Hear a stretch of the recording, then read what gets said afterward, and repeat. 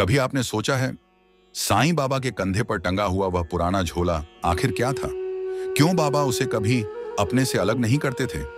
क्यों उन्होंने किसी को भी उसके भीतर झांकने नहीं दिया? कहा जाता है जैसे मां यशोदा ने श्री कृष्ण के मुख में पूरा ब्रह्मांड देखा था, वैसे ही साईं बाबा के झोले में भी अनगिनत रहस्य और पूरा संसार छुपा हुआ था। और एक दिन जब एक भक्त ने इस झोले में झांका तो जो उसने देखा उससे पूरा शिरडी स्तब्ध रह गया।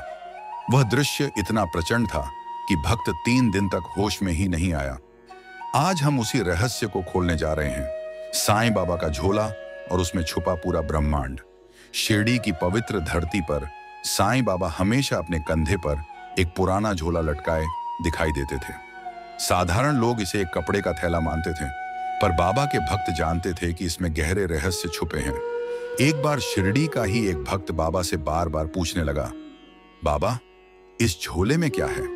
आप इसे हमेशा अपने साथ क्यों रखते हैं और किसी को इसके अंदर झांकने क्यों नहीं देते? बाबा पहले तो मुस्कुराकर टालते रहे, पर भक्त का आग्रह बढ़ता ही गया।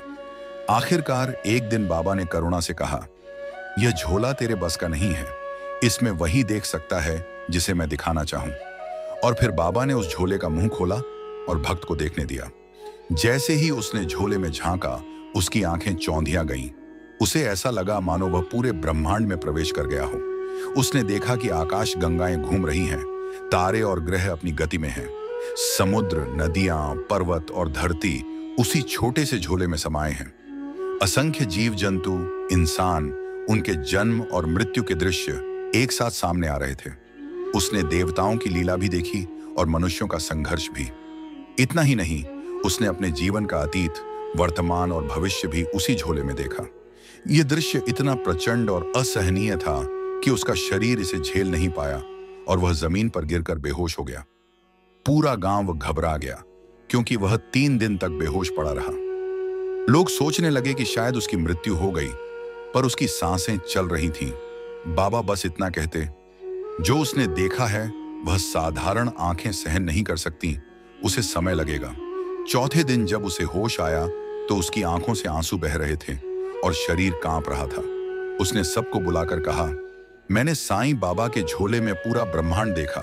तारे, ग्रह, नदियां, पहाड़, जीवन और मृत्यु सब उसी में समाये थे। मैंने अपना अतीत, वर्तमान और भविष्य उसी में देखा। जैसे मां यशोदा ने श्री कृष्ण के मुख में पूरा संसार देखा था, वैसे ही मैंने बाबा के झोले में संपूर्ण ब्रह्मांड देखा। उसकी बातें सुनकर पूरी शिरडी स्तब्ध रह गई। लेकिन भक्त को ब्रह्मांडीय दर्शन कराने के अलावा बाबा के झोले में और भी अनगिनत रहस्य थे। कहते हैं बाबा अपने भक्तों के दुख और पाप उसी झोले में समेट लेते थे। जो भी भक्त अपने आंसू लेकर बाबा के पास आता, उसे लगता मानो उसका बोझ बाबा ने अपने झोले में रख लिया। आश्चर्य की बात यह भी थी कि यह झोला कभी खाली नहीं होता था। बाबा कितने भी भूखों को अनाज और रोटियां बांटते, झोला हमेशा भरा ही रहता, जैसे यह कोई अक्षय पात्र हो। कई बार भक्तों ने देखा कि बाबा झोले से ऐसी वस्तुएं निकाल देते जो पहले उसमें रखी ही नहीं थी। किसी को औषधि, किसी को कपड़ा, किसी को मिठाई। यह सब देखकर भक्त दंग रह जाते। यही नहीं, झोला कर्मों का दर्पण भी था। जिस दिन बाबा ने भक्त को दर्शन कराए, उसने अपने जीवन का अतीत, वर्तमान और भविष्य देखा। यानी यह झोला केवल अन्न का थैला नहीं था, बल्कि जीवन और कर्मों का आईना था।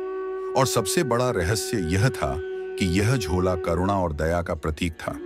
बाबा अपने लिए कुछ नहीं रखते थे, जो भी होता वह दूसरों के लिए होता। यह झोला इसी त्याग और करुणा की निशानी था। आज भी बाबा का झोला शिरडी के समाधि मंदिर के पास बने संग्रहालय में सुरक्षित है।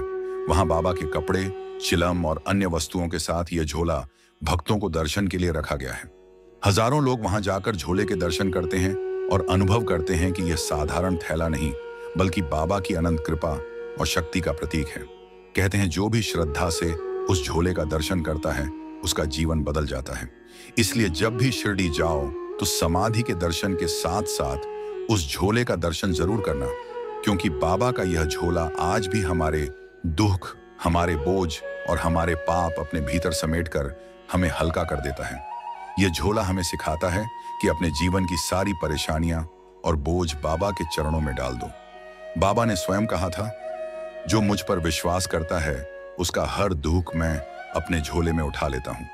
यही कारण है कि आज भी भक्त विश्वास के साथ बाबा के झोले को देखते हैं और महसूस करते हैं कि उनकी जिंदगी की सारी पीड़ा बाबा ने अपने ऊपर ले ली है।